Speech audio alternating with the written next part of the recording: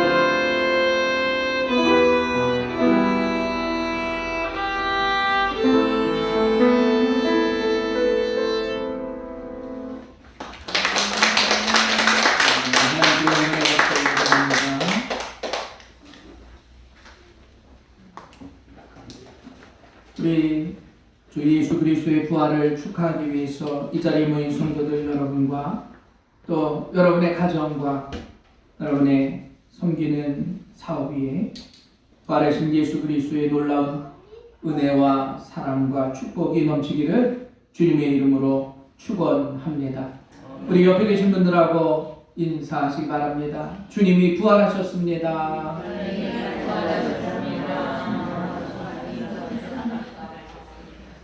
자, 오늘 여러분하고 부활의 생명이라는 제목으로 함께 말씀을 나누고자 합니다. 로마의 카타콤이라고 하는 지하 묘소가 있습니다. 그리스도인들이 박해를 피해서 폭이 한 1m 정도, 또 높이는 3m 가량의 지하 땅굴의 미로를 만들었습니다. 그리고 그곳에 숨어서 신앙의 모습으로 자신들의 삶을 지켜나간 겁니다. 로마 곳곳에 이 카타콤이 연결되어 있어요. 그래서 그 전체 길이가 880km에 달한다고 말합니다. 그리고 그 안에 매장되어 있는 기독교 신자들의 시체가 700만 명에 이른다는 것이죠. 거의 200여 년이 넘는 동안 심한 박해와 순교를 당했지만 그들은 자신들의 신앙을 지켜나갔습니다. 어떻게 그 오랜 기간 동안 권력에 또 세상 사람들에게 세상의 것에 맞서서 그들은 신앙을 지켜왔습니다. 어떻게 박해와 순교를 두려워하지 않고 믿음을 지켜나갔을까? 자신의 재산과 명예와 목숨까지도 바꿀 수 있고 버틸 수 있었던 힘은 무엇일까?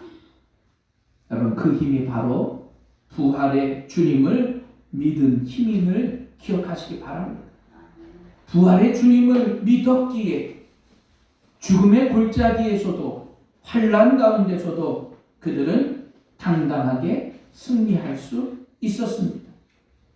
여러분, 그 비결, 부활의 주님을 믿는 신앙임을 기억하시길 주님의 이름으로 간절히 축원합니다. 지금 이 시대를 살아가는 우리 믿음의 성도 여러분, 부활의 주님만을 믿을 수 있는 믿음, 그 부활을 믿는 믿음을 가진 자들은 그 사람은 승리자가 될 수 있는 것입니다. 요한복음 11장 25절 예수께서 이르시되 나는 부활이요 생명이니 나를 믿는 자는 죽어도 살겠고 무릇 살아서 나를 믿는 자는 영원히 죽지 아니하리니 이것을 네가 믿느냐? 여러분, 아멘이십니까? 아멘. 여러분, 정말 믿으십니까? 주는 그리스도시요 세상에 오시는 하나님의 아들이심을 여러분 믿으십니까? 우리가 아멘을 할 수 있다는 건 그 어떠한 환난도 이겨나갈 수 있다는 겁니다. 죽음 앞에서 나는 죽었구나 하는 사람 무슨 소망이 있겠습니까? 아마 아무런 소망도 가질 수 없어요. 그러나 부활의 주를 믿는다고 하는 건 우리 안에 소망이 있다는 겁니다. 우리 안에 그 복음이 있다는 것입니다. 주님이 사망을 정복할 능력을 통해서, 사단을 정복할 능력을 통해서, 죄를 정복할 능력을 통해서, 악한 모든 것을 정복할 능력, 하늘나라의 영원한 생명을 얻을 그 능력이 바로 우리에게도 주어졌다는 겁니다. 여러분, 그것이 바로 부활의 능력임을 여러분 기억하시기 바랍니다. 믿음의 선조들은 그 부활의 능력을 믿었기 때문에 나는 예수 그리스도로 인한 고난에 참여한다. 바울도 이야기하는 거예요. 예수 그리스도의 고난에 참여한 만큼 나에게는 부활의 능력이 임했다는 겁니다. 세상에 두 종류의 사람입니다. 그 부활의 능력을 믿는 자, 또 그 부활의 능력을 믿지 않는 자. 그러나 놀랍게도 그 부활의 능력을 처음에는 제자들조차도 믿지 못했어요. 마가복음 16장 14절 그 후에 11제자가 음식을 먹을 때에 예수께서 그들에게 나타나사 그들의 믿음 없는 것과 마음이 완악한 것을 꾸짖으시니 이는 자기가 살아난 것을 본 자들의 말을 믿지 아니함이니라. 내가 이제 십자가에 못 박히고 3일 만에 다시 살아날 것을 가르쳐 줬지만 제자들조차도 주님의 그 말씀을 믿지 못했습니다. 여러분, 그냥 무작정 믿으라고 한 것도 아니에요. 사흘 만에 부활하리라 주님의 말씀임에도 불구하고 믿지 못했다는 겁니다. 주님이 직접 하신 말씀조차도 믿지 못하는 세상. 어떻게 보면 수많은 사람들은 약속을 하죠.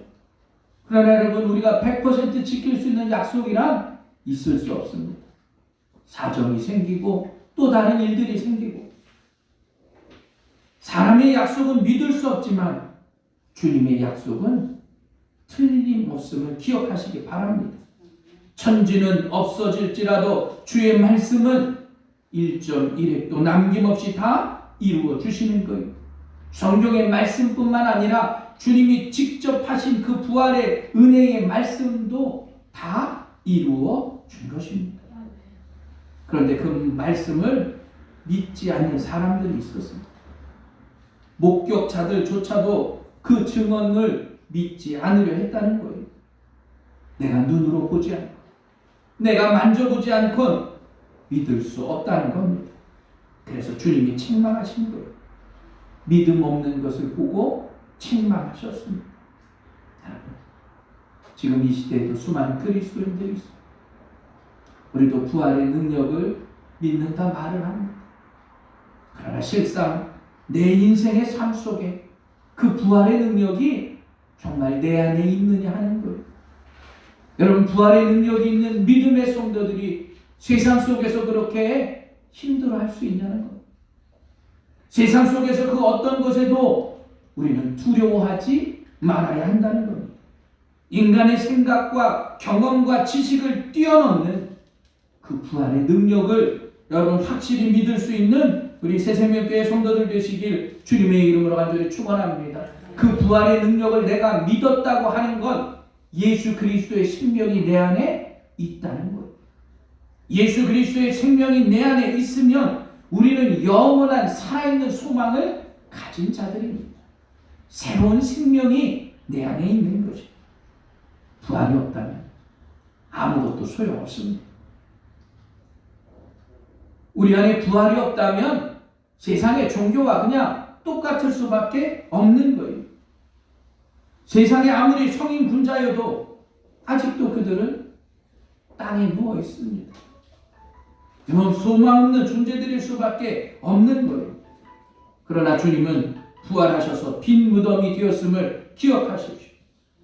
주님은 그 부활의 모습을 통해서 승천하심을 깨달으십시오. 여러분, 십자가도 놀라운 사건 아닙니까? 부활도 놀라운 사건이에요. 그리고 주님이 다시 올라가신 것도 놀라운 사건입니다. 그런데 이제 우리에게 더 놀라운 일이 남아 있습니다. 다시 오실 재림의 약속. 여러분, 그 약속도 확실한 약속입니다. 주님이 말씀하셨고 그리고 그것을 통해서 우리에게 영원한 생명을 허락해 주셨다는 겁니다. 부활절을 맞이해서 우리도 이 부활의 사건을 믿을 수 있는 여러분들 되시길 간절히 축원합니다.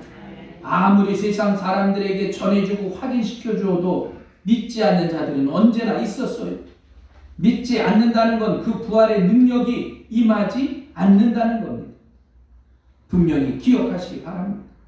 부활의 주님이 세상에 잘나고 똑똑하고 거룩하고 잘 믿는 사람들, 그런 사람들에게 먼저 찾아오지 않으셨어요. 어떻게 보면 7 귀신 들린 비참하게 사람 취급하지 못했던 막달라 마리아에게 먼저 임하셨던 겁니다. 주님의 그 모습을 가지고 눈물 흘리며 향품을 준비하며 찾아갔던 그 여인에게 주님은 나타나셨어요.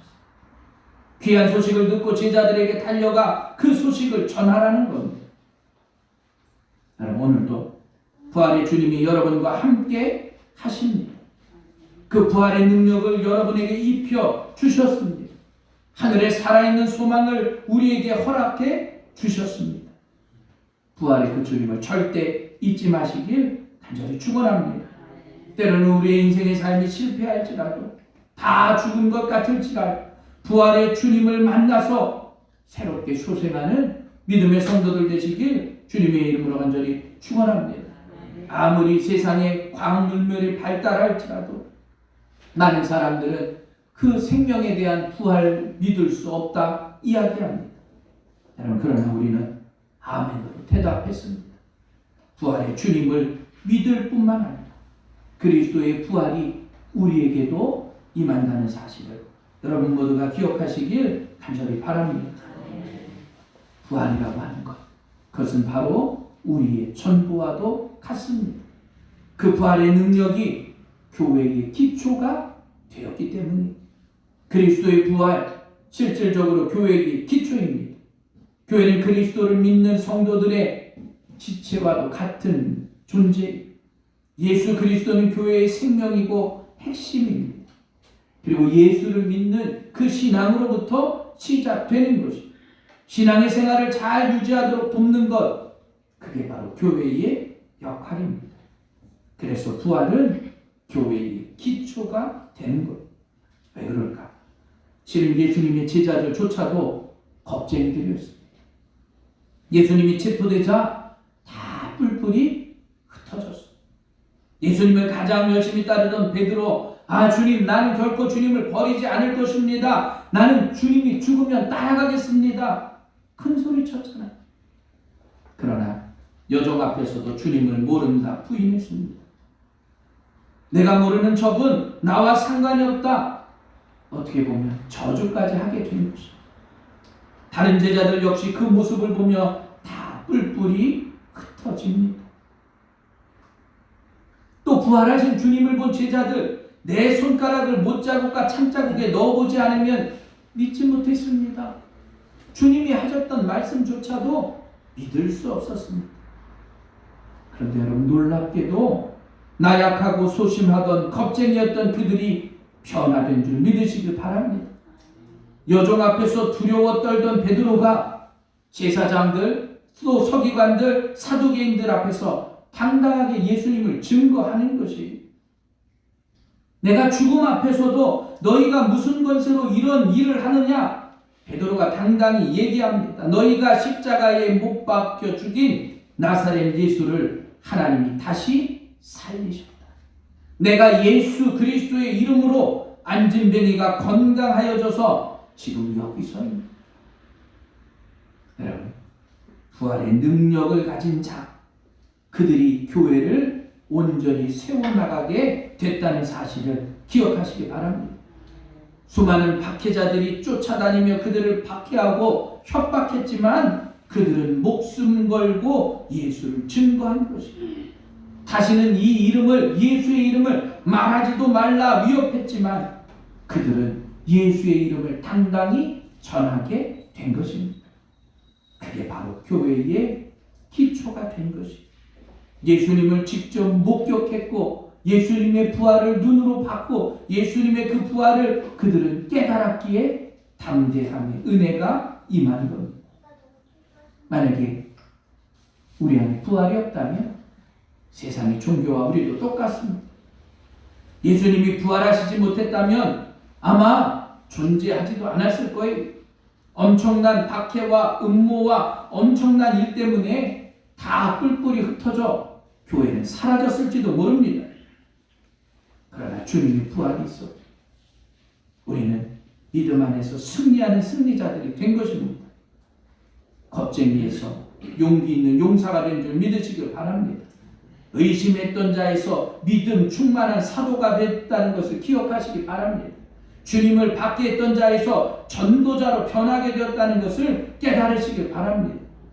서로 좋은 자리를 차지하겠다고 생각했던 이기주의자에서 사랑의 공동체를 이끄는 본을 보였던 제자들로 변하게 된 것입니다.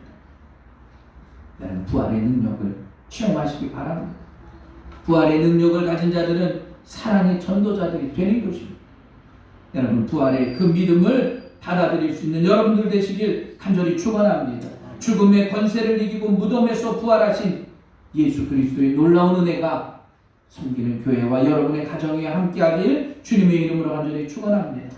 그리고 부활은 우리가 전하는 복음의 핵심입니다. 예수께서 우리를 위해 죽으시고 다시 살아나셨다.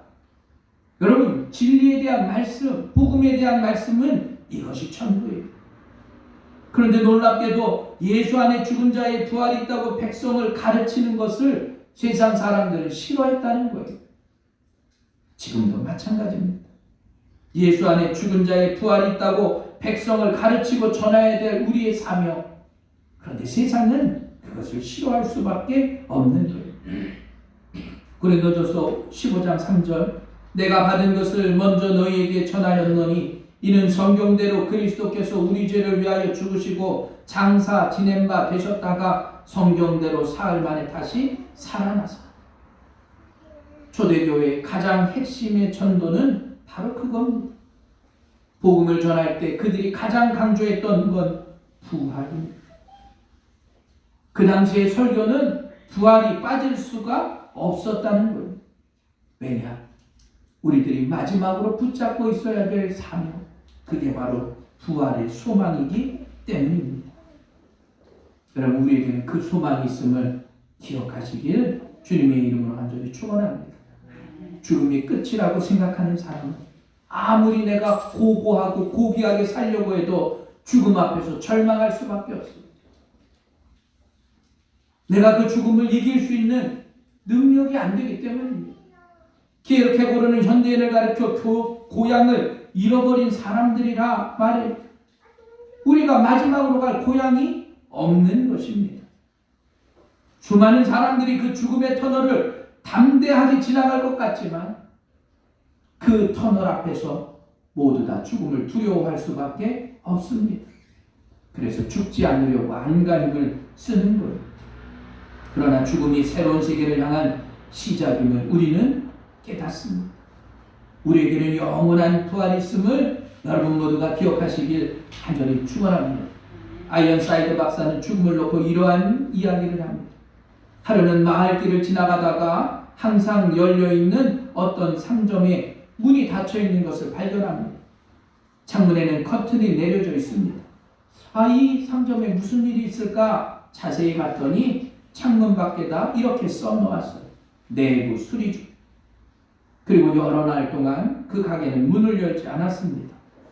여전히 내부 수리 중이라는 팻말은 붙어져 있는 것이 드디어 어느 날 가게 문이 활짝 열어졌습니다. 가게 안이 얼마나 멋있게 장식되고 내부 수리가 끝났는지 많은 사람들이 그것을 들락날락해요.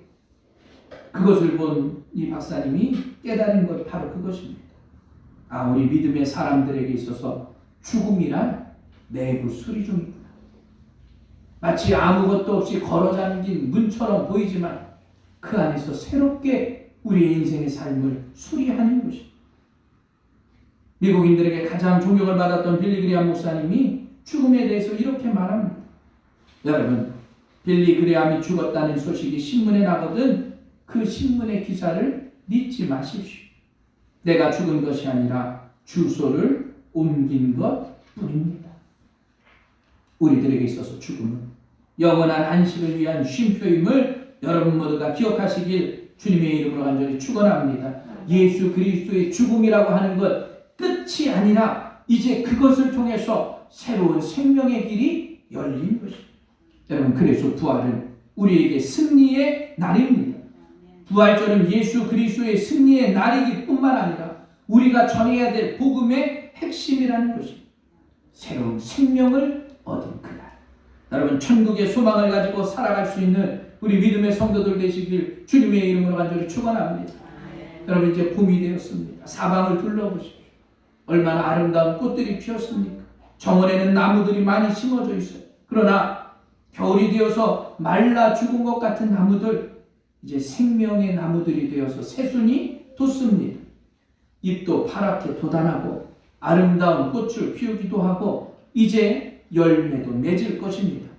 그런데 여러분, 그 나무들 중에서 생명이 없는 나무는 아무런 변화가 없는 거예요. 겨울엔 다 죽은 것 같이 보이지만 어떤 나무는 새순이 돋고 꽃이 피지만 죽은 나무도 있었다는 겁니다. 우리가 세상에 똑같이 살아갑니다. 그런데 내 안에 생명이 있는 나무는 봄이 되면 새순을 피우는 것이에요. 그러나 그 안에 생명이 없으면 말라 죽은 나무가 되는 것입니다. 부활하신 생명이 여러분 안에 있음을 기억하시길 주님의 이름으로 간절히 축원합니다. 여러분, 우리 안에 새로운 순이 자라는 것처럼 우리의 삶의 변화가 필요한 것입니다. 내 안에 평안이 넘치고 꽃도 피고 열매도 맺어져야 하는 것입니다. 우리 안에 있는 예수 그리스도의 그 생명을 기억하시길 간절히 축원합니다. 내 안에 예수 그리스도의 생명이 없다면 우리도 겨울 내에 죽어있던 나무와 똑같다는 거죠. 평안도 없고 기쁨도 없고 열매도 맺을 수 없습니다. 여러분, 부활은 죽음을 이기고 다시 살아나 영원한 생명을 증명한 사건이 부활입니다. 그리고 우리는 예수님의 그 부활을 믿는 자들입니다. 성경에는 생명이라는 말씀이 많이 기록되어 있습니다. 우리 안에 육신의 생명, 영의 세계에서 영원히 계속되는 생명, 육체의 생명에는 피가 있음이라. 또 귀인들을 의지하지 말며 도울 힘이 없는 인생도 의지하지 말지니 그의 호흡이 끊어지면 흙으로 돌아가서 그날에 그의 생각이 소멸하리로다. 우리의 그 생명은 피와 호흡으로 연관되어 있습니다. 그런데 그 모든 것들이 끝나면 흙으로 돌아가는 것입니다. 그러나 부활의 생명은 새로운 생명이 임한 것임을 여러분 기억하시길 주님의 이름으로 간절히 축원합니다. 그 부활의 생명을 가진 자들이 성도입니다. 그 부활의 생명을 가진 자들이 여러분들입니다.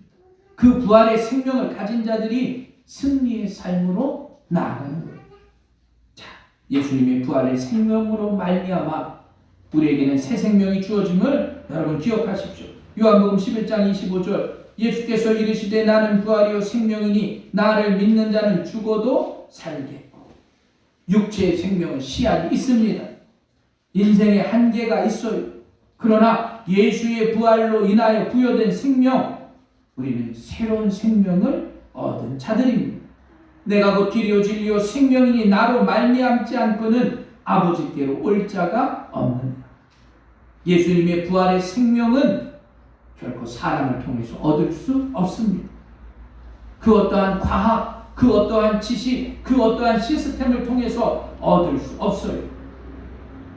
예수님의 부활로 말미암아 우리가 그 생명을 얻은 줄 믿으시길 간절히 축원합니다. 나 이제 주님의 새 생명 얻은 몸, 옛 것은 지나가고 새 사람입니다. 여러분, 이 찬양이 여러분의 고백의 찬양이 되길 주님의 이름으로 간절히 축원합니다. 그 생명이 내 안에 있음을 고백하는 것입니다. 또 부활은 영원한 생명입니다. 여러분, 제가 언젠가 말씀드렸어요. 아는 그 루터교회 장로님이 심정지가 와서 부고를 교단에서 냈습니다. 어느 장로님 소천하십니다. 그런데 그 담임 목사님이 몇 시간 후에 부고를 정정했어요. 다시 살아나셨어요. 우리에게는 때로는 이러한 일도 일어날 수 있어요. 심정지가 와서 죽음의 길을 간 분들도 살아납니다. 그런데 일주일 후에 다시 돌아가셨어요. 많은 사람들은 죽었다 살아나는 체험을 경험하기도 합니다. 근데 여러분, 그건 부활이 아니에요. 부활은 영원한 생명임을 기억하시길 바랍니다. Eternal life, 변치 않는 주님을 바라보고 그의 사랑 안에 머물면 우리에게는 영원한 생명이 임하는 것이에요. 잠깐 죽었다 살아나는 것이 아니라는 겁니다. 여러분, 영생은 영원히 사는 것임을 믿으시길 바랍니다. 예수님께서 우리에게 허락하신 그 영원한 생명, 그 구원의 기쁨이 우리 안에 있는 것입니다. 그래서 우리는 세상 속에서도 흔들리지 않는 겁니다. 예수님이 우리를 위해 죽으셨기에 우리가 죽으면 우리 안에 영원한 생명이 임하는 것입니다. 주님이 죽으신 가장 궁극적인 목적, 그것도 바로 영원한 생명입니다. 그냥 한번 죽고 끝나는 것이 아니라, 잠깐 살아났다 끝나는 것이 아니라, 우리에게는 그 영원한 생명이 있음을 믿으시길 간절히 바랍니다. 예수님을 믿는 우리들, 육신의 이별로 인해서 슬플 것 같아도 여러분, 우리에게는 영적으로 저 천국에 들어가서 쉼을 얻기에 우리는 그 영원한 생명을 얻은 자들입니다. 그래서 다시 만날 그날을 기대할 수 있는 것입니다. 그래서 우리에게는 천국의 그 축복을 소망할 수 있는 겁니다. 천국에는 면류관이 있습니다.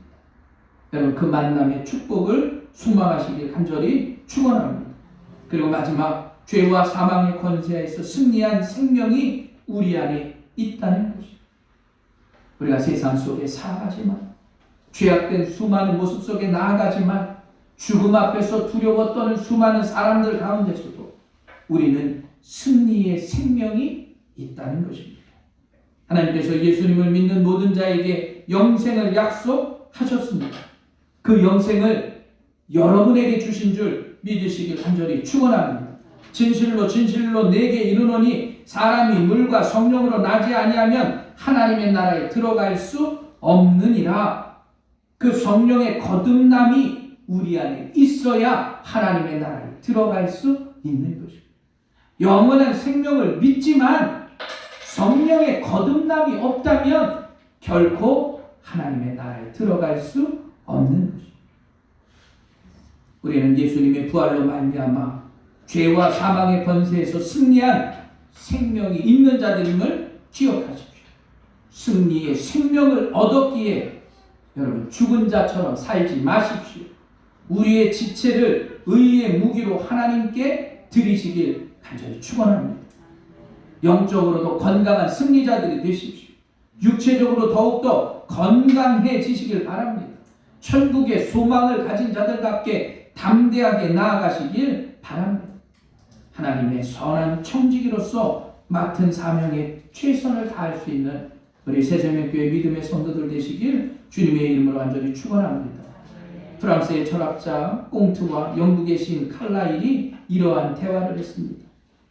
꽁트가 기독교를 대신할 수 있는 완전한 종교를 만들고 싶다. 기독교가 내세우는 이런 신비적인 이야기 말고 완벽하고 분명한 것을 내가 만들도록 하겠다. 이 꽁트의 말을 듣고 있던 칼라일이 이러한 말을 합니다. 새로운 종교를 만든다고요? 참 좋은 일입니다. 그런데 그 전에 미리 할 게 있습니다. 예수님처럼 죽었다가 3일 만에 다시 살아나야 할 것입니다. 그래야만 들고자 하는 종교가 생명에 있는 종교가 되는 것입니다. 여러분, 부활은 기독교가 생명의 종교가 되게 하는 유일한 것입니다. 생명의 종교를 믿는 우리는 부활의 신앙을 가진 자들입니다. 여러분은 이미 새 생명을 얻은 영원한 천국의 소망을 가진 믿음의 성도들임을 여러분 모두가 기억하시길 주님의 이름으로 간절히 축원합니다. 여러분 그 부활의 신앙을 다시 한번 기억할 수 있는 새생명교회 성도들 되시길 간절히 축원합니다. 예수님의 그 부활의 생명이 내 안에 있음을 깨닫고 예수님의 그 부활의 생명을 통해서 죄와 사망의 권세에서 승리하시길 간절히 축원합니다. 그리고 그 부활의 생명을 가지고 세상 끝날까지 우리는 천국의 소망을 가진 자답게 담대하게 살아가는 것입니다. 주님의 그 은혜와 사랑이 우리 새생명교회에 가득 차길 간절히 바랍니다. 기도하겠습니다. 하나님 아버지 감사합니다. 부활의 생명을 가진 자들답게 주님의 그 부활이 우리의 부활임을 기억하도록 도와주시옵소서. 영원한 생명, 죄와 사망의 권세에서 승리하게 하시고 예수님의 부활로 말미암아 주어진 그 생명이 우리에게는 너무나 소중하고 담대한 믿음의 모습임을 기억할 수 있도록 인도하여 주옵소서. 세상 끝날까지 그 믿음 지켜나가게 하시고 천국의 소망을 가진 자들답게 담대하게 나아가도록 도와주옵소서. 이 모든 말씀 예수님의 이름으로 기도합니다. 아멘. 지금은 부활의 생명이 되신 예수 그리스도의 은혜와 아낌없이 예수 그리스도를 이 땅에 보내셔서 사람을 확정하신 하나님의 만극하신 사랑과 지금도 우리의 속에서 역사하시는 성령의 은총이 사랑하는 모든 형제들의 삶 속에 영원히 함께해 주옵시기를 간절히 축원하옵나이다. 아멘.